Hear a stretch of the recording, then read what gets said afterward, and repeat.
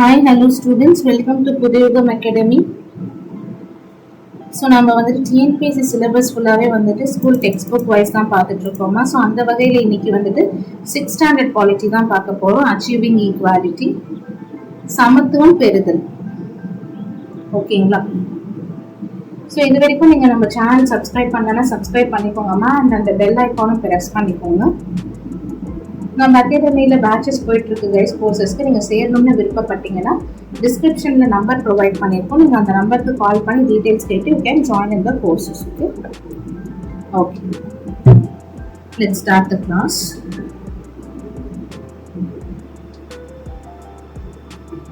So இந்தியாவோட மிகப்பெரிய பலமே யூனிட்டி இன் டைவர்சிட்டி, வேற்றுமையில் ஒற்றுமை காணுவது. ஓகேங்களா? ஸோ ப்ரெஜுடைஸ், முன்முடிவுன்னு சொல்லுவாங்க.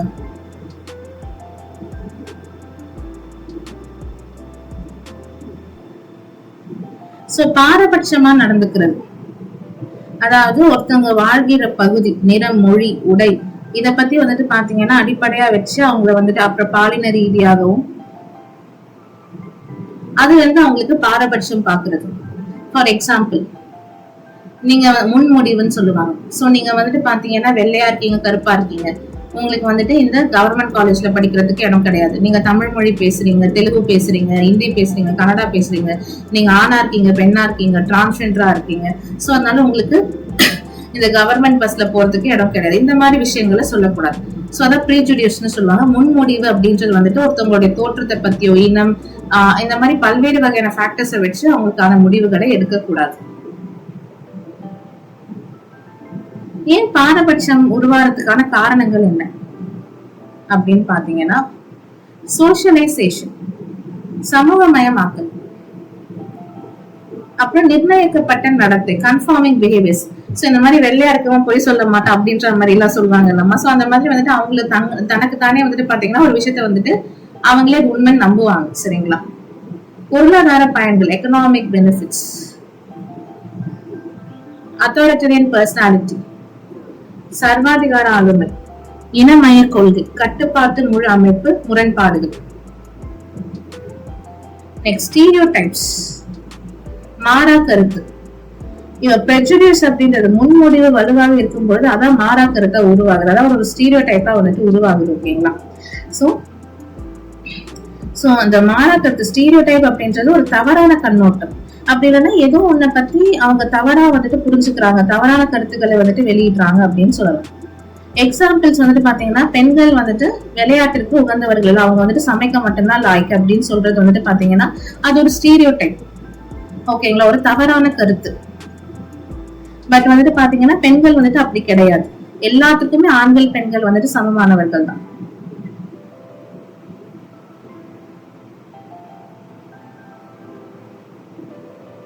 அதே மாதிரி இன்னொன்னு கூட சொல்லுவாங்க. சோ இப்ப விளையாட்டுல வந்துட்டு யாருக்காவது அடிபட்டுருச்சுன்னா, இப்ப ஒரு பையன் வந்துட்டு அழுறான் அப்படின்னா ஆம்பளைங்களாம் வந்துட்டு அழக்கூடாது, பெண்கள் தான் வந்துட்டு அழுவாங்க அப்படின்ற மாதிரி ஒரு கருத்து இருக்கு. சோ மனுஷ இயல்பே வந்துட்டு பாத்தீங்கன்னா சென்டிமெண்டல்ஸ் தான். ஓகேங்களா? மனுஷ இயல்பே ஏதாவது நமக்கு வந்துட்டு ஹர்ட் ஆச்சு, வலிக்குது அப்படின்னா அழதான் செய்யும். அதுல பாலின டிஃபரன்ஸ், ஜெண்டர் ஒப்பீனியன்ஸ் அப்படின்றதெல்லாம் வந்துட்டு வந்திருக்கிறது தவறுமா. ஓகேங்களா? சோ அது ஒரு ஸ்டீரியோடைப், அது ஒரு தவறான கருத்து.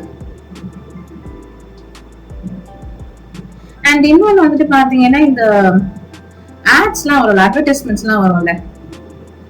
சோ அதுல இந்த டிவில வந்துட்டு பாத்தீங்கன்னா detergents, washing machine, dish washers இது எல்லாமே வந்துட்டு பாத்தீங்கன்னா ஒரு பெண் தான் வந்துட்டு லீடா இருப்பாங்க. சோ பெண்கள் அப்படின்னாலே அந்த வீட்டு வேலை செய்யறதுக்கு அது மாதிரி வந்துட்டு நமக்கு அட்வர்டைஸ்மெண்ட்ஸ்லயே வந்துட்டு நமக்கு ஒரு ஸ்டீரியோடைப்பை உருவாக்கிட்டாங்க. அண்ட் பைக் அட்வர்டைஸ்மெண்ட்ஸ்லாம் வந்துட்டு பாத்தீங்கன்னா ஆண்கள் தான் நடிப்பாங்க. சோ பைக் ஓட்டுறது அப்படின்றது ஆண்கள் மட்டுமா, பெண்களும் ஓட்டுறாங்க. கரெக்டா? சோ அந்த மாதிரி ஸ்டீரியோடைப்ஸ் அப்படின்றதுலாம் வந்துட்டு களையப்படணும். நெக்ஸ்ட், இன்இக்வாலிட்டி அண்ட் டிஸ்கிரிமினேஷன், சமத்துவமின்மை மற்றும் பாகுபாடு.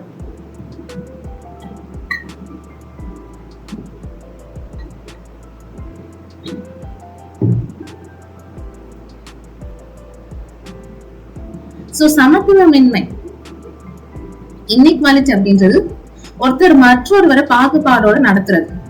For example, cost discrimination, religious inequality, சாதி ஏற்றத்தாழ்வு, மத சமத்துவமின்மை, இன வேறுபாடு, பாலின வேறுபாடு, இந்த மாதிரி நிறைய பாகுபாடு இருக்குமா. சோ சாதி, மதம், பாலினம் இந்த மாதிரி வந்துட்டு நம்ம கடைபிடிக்கும் போது பாகுபாடுகள்ல வந்துட்டு நம்ம அந்த காரணிகளா அமையுது. அண்ட் வெள்ளை நிற மக்கள், கருப்பு நிற மக்கள், அந்த மாதிரி நிற பாகுபாடு. சோ இன நிறவெறிக்கு முடிவு. தென்னாப்பிரிக்கால பாத்தீங்கன்னா முன்னாள் அதிபர் வந்துட்டு நெல்சன் மண்டேலா, சரிங்களா, அவர் வந்துட்டு 27 இயர்ஸ் 27 ஆண்டுகள் வந்துட்டு சிறைவாசம் தான் இருந்தார். சோ 27 ஆண்டுகள் சிறைவாசத்துக்கு பிறகு 1990 தான் அவர் விடுதலை ஆறாரு, சரிங்களா. சோ அவர் தென்னாப்பிரிக்கால இருந்து இனவெறிக்கு வந்துட்டு ஒரு முடிவு கட்டியிருப்பார் தென்னாப்பிரிக்கால. சோ அந்த இனவெறி கூட்டத்திற்கு, அந்த இனவெறிக்கான போராட்டத்திற்கு முன்னோடியா திகழ்ந்திருப்பார். சோ இது கேட்பாங்கம்மா, எத்தனை வருஷம் ஜெயில இருந்தார், எப்போது ரிலீஸ் ஆனார் அப்படின்னு சொல்லிட்டு. Doctor B.R. அம்பேத்கர், சோ அவரை பாபா சாஹிப் அப்படின்ட்டு வந்துட்டு சொல்லுவாங்க பிரபலமா. இதுவும் இம்பார்ட்டன்ட் கொஸ்டின் தான், சரிங்களா. சோ அவர் 1915 MA பண்ணாங்க. அப்புறம் லண்டன் ஸ்கூல் ஆஃப் எக்கனாமிக்ஸ்ல PhD பண்ணாங்க.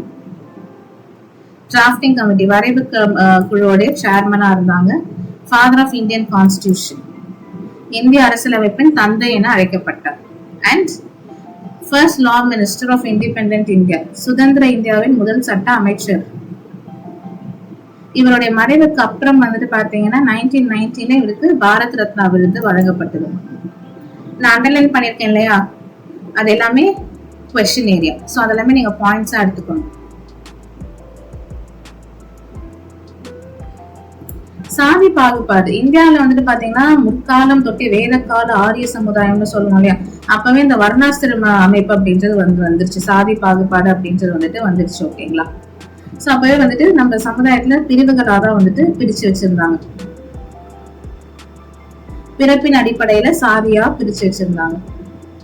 சோ சாதி ஒடுக்குமுறைக்கு எதிராக நிறைய பேர் வந்துட்டு போராடி இருக்காங்க. அதுல முன்னோடியா திகழ்ந்தவர் தான் டாக்டர் அம்பேத்கர் அவர்கள், சரிங்களா. சோ தாழ்த்தப்பட்ட குடும்பத்தை சேர்ந்தவர் வந்துட்டு பாத்தீங்கன்னா சின்ன வயசுலயே வந்துட்டு சாதி பாகுபாடுனால நிறைய பாதிப்புக்கு உள்ளாயிருக்காரு. நெக்ஸ்ட்,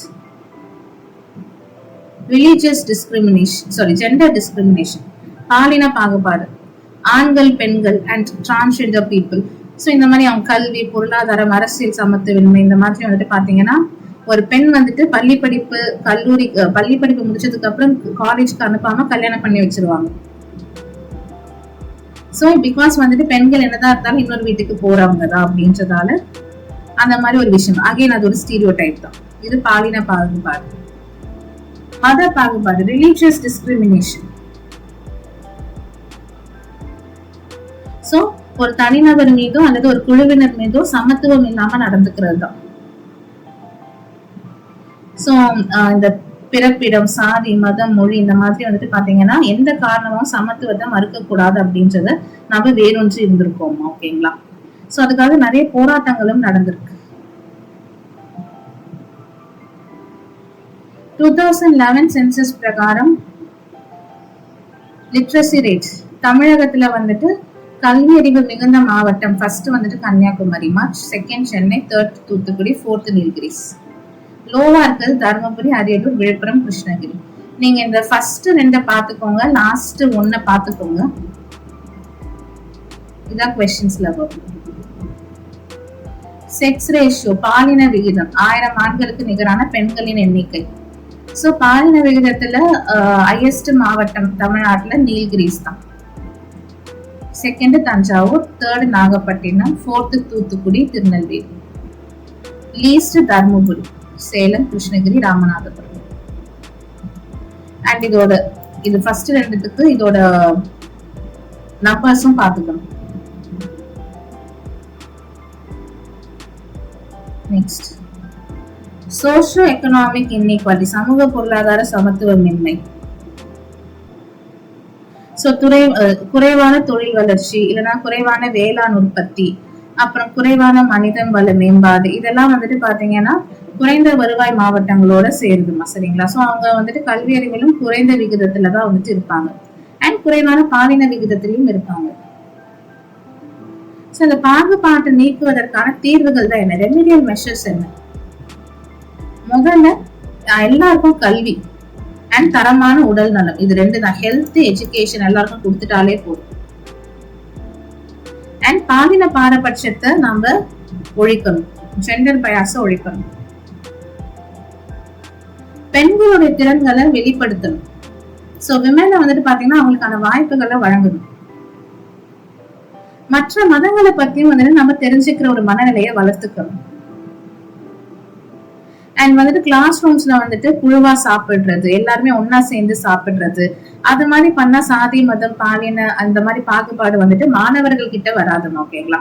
சோ அத ஸ்கூல்ல இருந்தே நம்ம வந்துட்டு ஸ்டார்ட் பண்ணணும். அண்ட் பலதரப்பட்ட மக்கள் கிட்ட பேசுறது, சட்டங்களை முறையா கடைபிடிக்கணும். லாஸ் வந்துட்டு பாத்தீங்கன்னா கரெக்டா நம்ம வந்துட்டு ஃபாலோ பண்ணணும். So doctor APJ Abdul Kalam அவர்கள், அவுல் பக்கீர் ஜைனுலாபிதீன் அப்துல் கலாம். சோ அவர் வந்துட்டு பாத்தீங்கன்னா ராமேஸ்வரத்துல பிறந்தவர், 11th president of India. So அவர் வந்துட்டு பாத்தீங்கன்னா மக்களின் குடியரசுத் தலைவர்னு சொல்லுவாங்க, பீப்புள்ஸ் பிரசிடென்ட்னு சொல்லுவாங்க.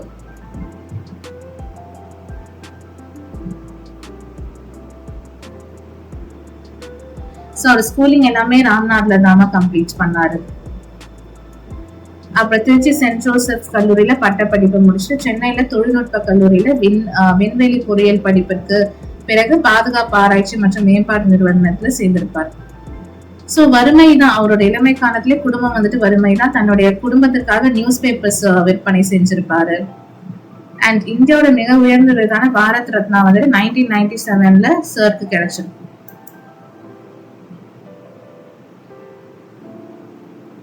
நிறைய புக்ஸ் எழுதியிருக்காரு. அதோட ரொம்ப புகழ் பெற்றவை வந்துட்டு India 2020, Agni Siragugal, Ezhuchi Deepangal, the luminous bird, mission India. இந்த புக்ஸ் எல்லாம் ரொம்ப ஃபேமஸ். அண்ட் அவரை மிசைல் மேன் ஆஃப் இந்தியான்னு சொல்லுவாங்க, இந்தியாவின் ஏவுகணை மனிதர். இந்த பக்கம் பாத்தீங்கன்னா விஸ்வநாத் ஆனந்த் அவர்கள் சென்னையில பிறந்தவர். ஸோ அவங்க அம்மா வந்துட்டு பாத்தீங்கன்னா பிக் ஃபேன் ஆஃப் செஸ், சதுரங்க விளையாட்டுல ரொம்ப ஆர்வம் இருந்ததால ஸோ ஆனந்திற்கும் 5 வயதிலே சதுரங்க விளையாட்டை கற்றுக் கொடுத்திருக்காங்க. அண்ட் அவர் தான் ஃபியூச்சர்ல சதுரங்க பிளேயரா வந்திருக்காரு. So world chess championship 5 times win பண்ணிருக்காரு மைந்தன் இந்த இயர்ல எல்லாம். And at the age of 14 junior chess champions win பண்ணாரு. இந்தியாவோட ஃபர்ஸ்ட் கிராண்ட் மாஸ்டர் 1988ல. அண்ட் அவர் தான் வந்துட்டு ராஜீவ்காந்தி கேல் பாரத் ரத்னா விருது வாங்கிய முதல் நபர். And is civilian Padma Vibhushan award 2007ல வந்துட்டு வாங்கியிருக்காரு. இளவழகி. சோ சென்னை வியாசார்பாடியில ஒரு ஏழ்மையான குடும்பத்துல பிறந்தவங்க தான், சரிங்களா? இவங்களோட தந்தை ஒரு ஆட்டோ ஓட்டுநர். 2008ல வந்துட்டு பாத்தீங்கன்னா வேர்ல்ட் கேரம் சாம்பியன்ஷிப்ல வந்துட்டு பார்ட்டிசிபேட் பண்ணிருப்பாங்க பிரான்ஸ்ல. அண்ட் மெய்டன்ஸ் விமன் டைட்டில் வந்துட்டு வாங்கியிருப்பாங்க. அதே ஆண்டுல தேசிய கேரம் சாம்பியன் போட்டியிலயும் வந்துட்டு பாத்தீங்கன்னா முன்னாள் உலக சாம்பியனான ரேஷ்மி குமாரை தோற்கடிச்சு வெற்றி பெற்றிருப்பாங்க. மாரியப்பன் தங்கவேலு தமிழ்நாட்டுல சேலம் மாவட்டத்துல பிறந்தவர் இவர். ஓகேங்களா? சோ இவங்களோட தாயார் தனிநபரா இருந்து சிங்கிள் மதர் தான்.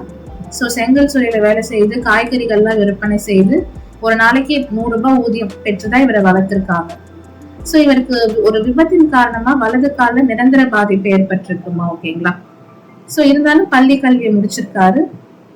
இவர் சொன்ன ஒரு கோட் இருக்கும், நான் பிற மாணவர்களை விட வேறுபாடு கொண்டவன் என நினைத்ததில்லை அப்படின்ட்டு எப்பவுமே இவர் சொல்லியிருப்பாரு. சோ 2006ல ரியோ பாராலிம்பிக்ல ஆண்கள் உயரம் தாண்டுதல் T42 போட்டியில 1.89 meters உயரம் தாண்டி தங்க பதக்கம் வென்றிருக்காரு.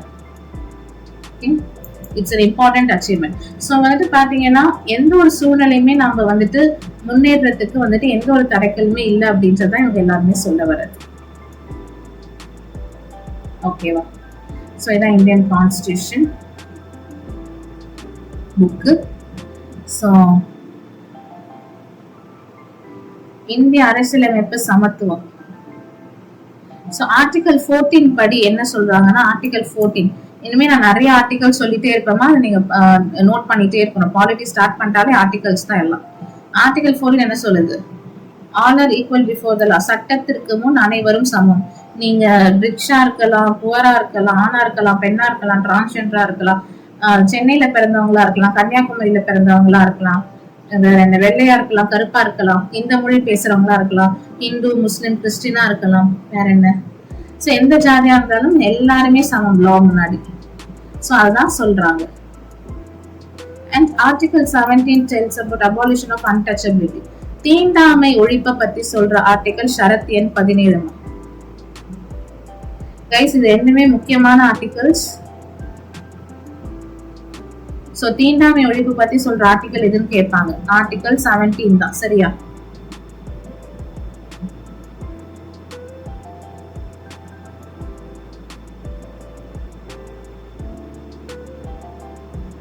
ஓகே, நான் ஃபர்ஸ்டே தமிழ்ல தான் சொல்லியிருப்பேன், இருந்தாலும் சொல்லிடுறேன். ஸோ முன்மொழிவு, பாரபட்சம், இதுக்கெல்லாம் டெஃபினிஷன்ஸ் மட்டும் நீங்க பாத்துக்கோங்க. ஸ்டீரியோ டைப், மாறா கருத்துனா என்ன, சமத்துவமின்மை, இது எல்லாமே ஜஸ்ட் படிக்கிற மாதிரி தான் இருக்கும். ஸோ எவ்வளவு ஆண்டுகள் ஜெயில இருந்தாங்க, எப்போ ரிலீஸ் ஆனாங்க, ஸோ அவருடைய பிரபலமான பேர் என்ன, அவருக்கு எப்போ பாரத் ரத்னா விருது வழங்கப்பட்டது, இதெல்லாம் important questions guys. And first 2 districts பார்த்துக்கோங்க ரெண்டுத்துலயுமே. நெக்ஸ்ட் ஆர்டிகல் 14 என்ன, ஆர்டிகல் 17 என்ன, இதை பார்த்துக்கிட்டீங்கன்னா போதும். And APJ Abdul Kalam sir, so அவங்களோட அவார்ட்ஸ், அவங்க கண்டுபிடிச்சது, அதர் நேம்ஸ், இது எல்லாத்தையுமே பார்த்துக்கணும் எல்லா 4 பேர்லயுமே. ஓகேவா? டன். ஓகே, இப்போ புக் பேக் கொஸ்டின்ஸ் போயிடலாமா?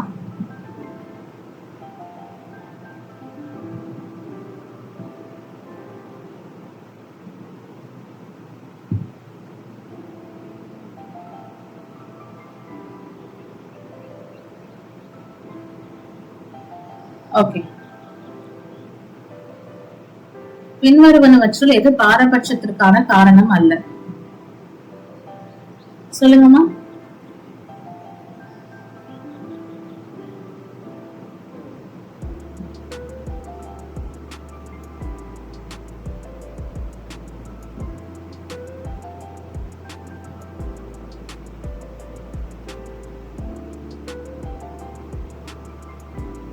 எதுமா?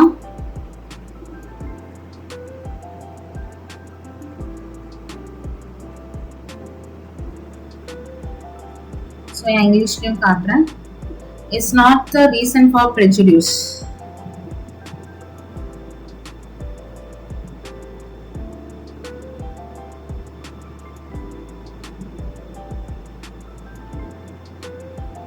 புவியியல், ஜியோகிராஃபி தான்.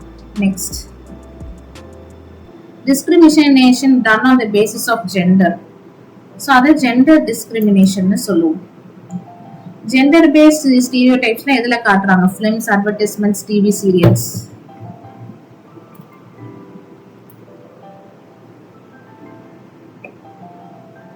எல்லாத்தையுமே காட்டுறாங்க.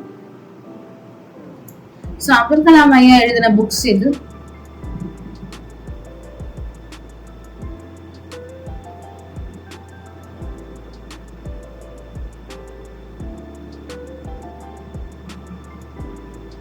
இது எல்லாமே India 2020, wings of ignited minds. APJ சாருக்கு எப்போ பாரத் ரத்னா விருது கொடுக்கப்பட்டுச்சு?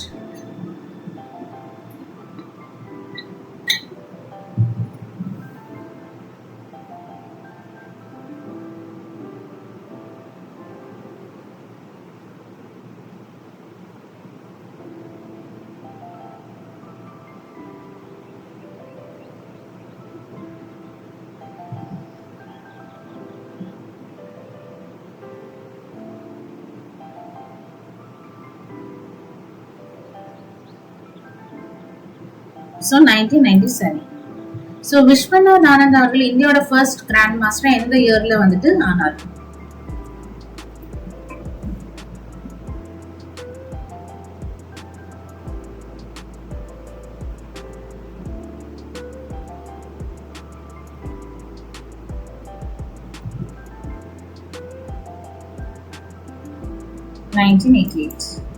So இளவழகி எந்த ஸ்போர்ட்ஸ்ல வந்துட்டு சிறந்து விளங்குனாங்க?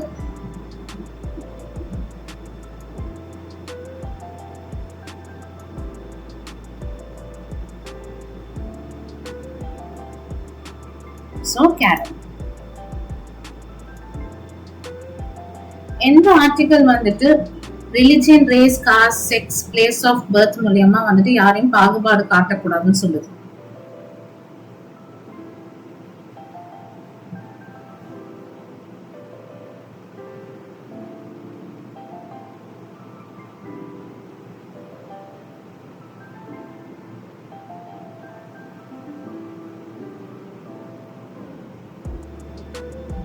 ஆர்டிகல் 15 சொல்லுதுமா.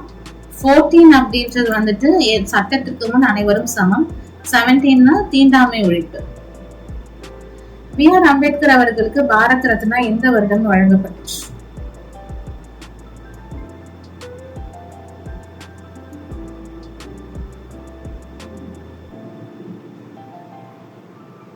So 1990.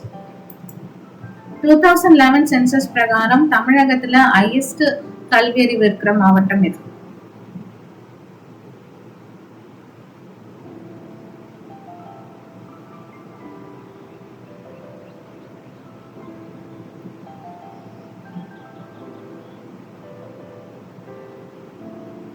கன்னியாகுமரி. செகண்ட் தான் சென்னை.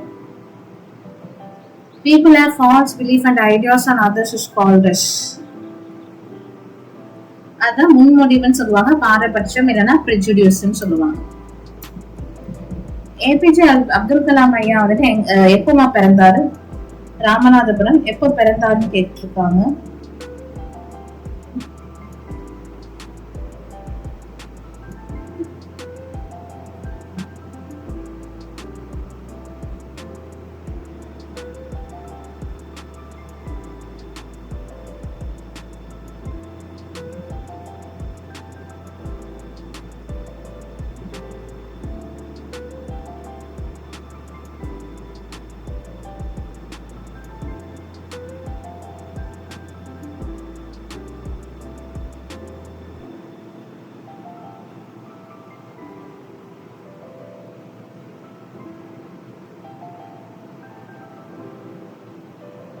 So 1931 பிறந்தாருமா. ராஜீவ் காந்தி கேல் ரத்னா அவார்ட வாங்கின முதல் ஹையஸ்ட் ஸ்போர்ட்ஸ் பர்சன் யார் இந்தியால?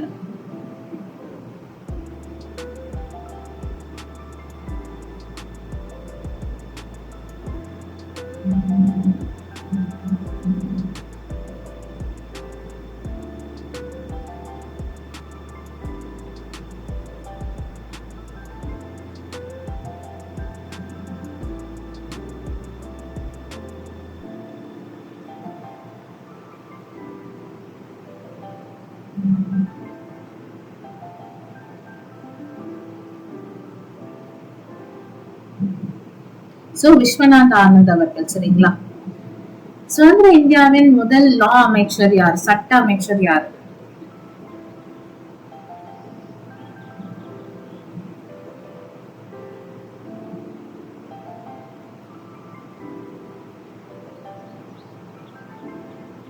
டாக்டர் அம்பேத்கர் அவர்கள். 2011 சென்சஸ் படி பாலின விகிதம் குறைவாக இருக்கிற தமிழக மாவட்டம் எது?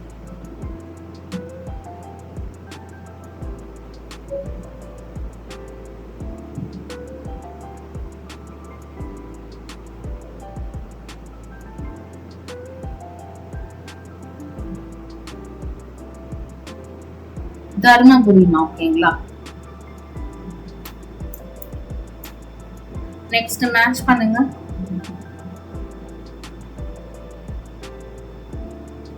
சோ ப்ரீஜுடைஸ் அப்படின்றது அதர் பீப்புள் நெகட்டிவா நீங்க ஜட்ஜ் பண்றது. ஸ்டீரியோடைப்னா தப்பான ஒப்பீனியன், ஒருத்தனை பத்தி தவறான கருத்து. டிஸ்கிரிமினேஷன்னா ஒருத்தவங்களை வந்துட்டு ரொம்ப தரக்குறைவா ட்ரீட் பண்றது. ஆர்டிகல் 14 தெரியும், இது சட்டத்திற்கு முன் அனைவரும் சமம். தீண்டாமை ஒழிப்பு தான் ஆர்டிகல் 17 தெரியும். முடிச்சிட்டோமா எல்லாம்? ஓகே, இதெல்லாம் long answers. Choose and match the following நம்ம கம்ப்ளீட் பண்ணிட்டோம்னா. ஓகே கைஸ், தேங்க்ஸ் ஃபார் வாட்சிங். நெக்ஸ்ட் கிளாஸ்ல